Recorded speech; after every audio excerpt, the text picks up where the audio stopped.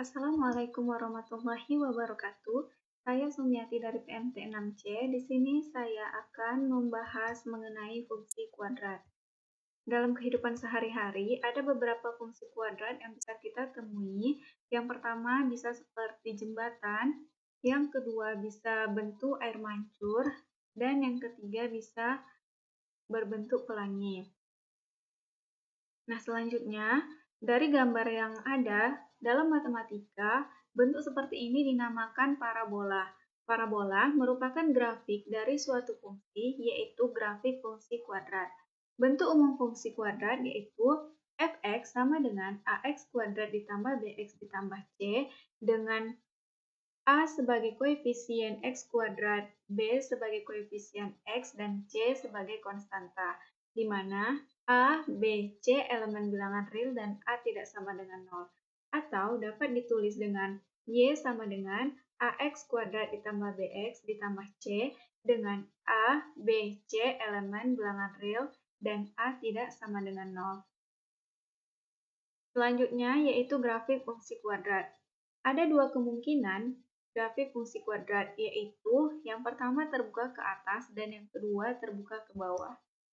Nah, grafik fungsi kuadrat terbuka ke atas tergantung nilai A atau koefisien X kuadrat. Jika A positif atau lebih dari 0, maka akan terbuka ke atas. Begitupun dengan grafik fungsi kuadrat terbuka ke bawah, di mana jika A bernilai negatif atau kurang dari 0, maka akan terbuka ke bawah. Selanjutnya yaitu titik potong grafik dengan sumbu X, di mana jika fungsi f(x) memotong sumbu X, maka fungsi tersebut memotong sumbu X ketika f(x) sama dengan Y sama dengan 0. Jadi syaratnya titik potong grafik dengan sumbu X adalah Y sama dengan 0. Kita bisa perhatikan contoh, tentukan koordinat titik potong fungsi kuadrat f(x) sama dengan x kuadrat ditambah 5x ditambah 6 terhadap sumbu X. Nah, fungsi kuadratnya yaitu f(x) sama dengan x kuadrat ditambah 5x ditambah 6, di mana f(x) adalah 0, sama dengan x kuadrat ditambah 5x ditambah 6. Kita bisa mengubah posisinya menjadi x kuadrat ditambah 5x ditambah 6 sama dengan 0. Nah, untuk mencari nilai x-nya, kita bisa dengan cara memfaktorkannya. Sehingga kita dapat faktornya x dikurang 2, x dikurang 3 sama dengan 0. Sehingga kita dapat x-nya x sama dengan 2 atau x sama dengan 3. Selanjutnya, titik potong grafik dengan sumbu y. Nah, titik potong grafik sumbu y ini yaitu grafik fungsi f(x) memotong sumbu y jika x sama dengan 0.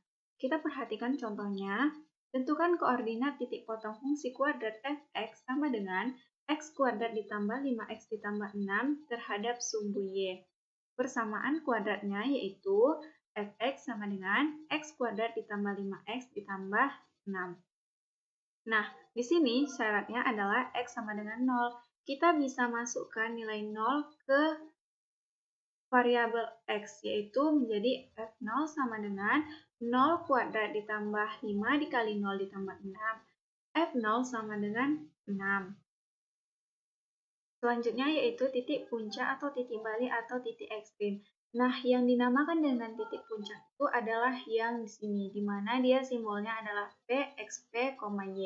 Begitu juga dengan yang terbuka ke atas. Nah, bagaimana cara menentukan titik puncaknya? Untuk fungsi kuadrat f(x) sama dengan ax kuadrat ditambah bx tambah c, untuk menentukan titik puncak XP sama dengan min B per 2A. Dan untuk menentukan YP atau Y puncaknya yaitu sama dengan min D per 4A, di mana D ini adalah diskriminan dengan nilai B kuadrat dikurang 4AC. Sehingga kita dapat tuliskan bahwa rumus dari titik puncak itu adalah min B per 2A dan min D per 4A. Selanjutnya yaitu jika ditarik garis dari sini ke sini, maka ini garis ini dinamakan dengan sumbu simetri, di mana jika nanti dilipat menjadi 2 maka ukurannya akan sama. Nah, untuk menentukan sumbu simetri yaitu rumusnya sama dengan X puncak, yaitu B per 2A. Selanjutnya, untuk menentukan nilai maksimum atau minimum. Nilai maksimum yaitu ketika grafiknya terbuka ke bawah. Selanjutnya yaitu untuk menentukan nilai maksimum atau minimum. Nilai maksimum yaitu ketika grafiknya terbuka ke bawah. Sedangkan nilai minimum yaitu ketika grafiknya terbuka ke atas. Dan kita bisa mencarinya dengan rumus min D per 4A. Untuk lebih memahami, kita perhatikan contoh. Diketahui persamaan fungsi kuadrat Y sama dengan X kuadrat dikurang 4X ditambah 4. Tentukan yang pertama koordinat titik puncak. Yang kedua persamaan sumbu simetri dan yang ketiga nilai maksimum atau minimum. Nah, penyelesaiannya yang pertama koordinat titik puncak. Nah, koordinat titik puncak XP sama dengan min B per 2A. Sama dengan nilai B-nya adalah min 4 per 2 dikali 1 nilai A-nya sama dengan 2. Selanjutnya, nilai puncak YP atau Y puncak sama dengan min D per 4A, di mana nilai D atau diskriminannya adalah min B kuadrat dikurang 4 AC per 4A. Sehingga kita masukkan nilai B-nya adalah 4 kuadrat, A-nya adalah 1 dan C-nya 4, di mana sehingga hasilnya kita dapatkan 0. Jadi koordinat titik puncaknya adalah 2,0. Selanjutnya yaitu persamaan sumbu simetri, di mana sumbu simetri yaitu XP sama dengan X, di mana nilai X-nya adalah 2. Selanjutnya yaitu nilai maksimum dan minimum. Nah, sebelumnya kita ketahui bahwa nilai YP sama dengan 0, sehingga dapat kita tentukan bahwa YP sama dengan 0, di mana yaitu bernilai minimum. Selanjutnya yaitu bentuk grafik fungsi dari Y sama dengan X kuadrat dikurang 4X tambah 4. Nah, ini bisa diperhatikan bentuk grafik dari soal sebelumnya. Selanjutnya yaitu menggambar grafik fungsi kuadrat. Langkah-langkah menggambar sketsa grafik fungsi kuadrat fx sama dengan ax kuadrat ditambah bx ditambah c. Yang pertama yaitu menentukan titik potong terhadap sumbu x dan sumbu y, di mana grafik memotong sumbu x jika y sama dengan 0 dan grafik memotong sumbu y jika x sama dengan 0. Selanjutnya yaitu menentukan titik balik atau titik puncak, di mana titik puncak yaitu min B per 2A, min D per 4A, di mana D yaitu diskriminan, nilainya B kuadrat dikurang 4AC. Yang ketiga, menentukan beberapa titik bantu jika diperlukan. Yang keempat, menghubungkan titik-titik yang diperoleh sehingga terbentuk kurva mulus. Untuk lebih memahaminya, kita akan membahas contoh berikut. Gambarlah grafik fungsi kuadrat fx sama dengan x kuadrat dikurang 2x dikurang 8. Yang pertama yaitu kita menentukan titik potong terhadap sumbu x dan sumbu y. Titik potong sumbu x yaitu 0 sama dengan x kuadrat dikurang 2x dikurang 8. Kita ubah posisinya x kuadrat dikurang 2x dikurang 8 sama dengan 0. Untuk menentukan nilai x-nya, kita bisa mencarinya dengan cara memfaktorkan, yaitu kita dapat faktornya x ditambah 2, x dikurang 4 sama dengan 0. Sehingga kita dapat nilai x-nya yaitu x sama dengan min 2 atau x sama dengan 4. Sehingga koordinat titik potong sumbu x adalah min 2,0 dan 4,0. Selanjutnya titik potong sumbu y. Fx sama dengan x kuadrat dikurang 2x dikurang 8. Kita masukkan nilai 0 ke x, di mana F0 sama dengan 0 kuadrat dikurang 2 dikali 0 dikurang 8. F0 sama dengan 8, sehingga kita dapat titik koordinat potong sumbu Y adalah 0,8. Langkah kedua yaitu menentukan titik balik. Fungsi kuadratnya adalah fx sama dengan x kuadrat dikurang 2x dikurang 8. Titik balik yaitu x puncak Y puncak. Untuk menentukan X puncak yaitu min B dikurang 2A sama dengan min 2 per 2 dikali 1 sehingga dapat nilai X puncaknya sama dengan 1.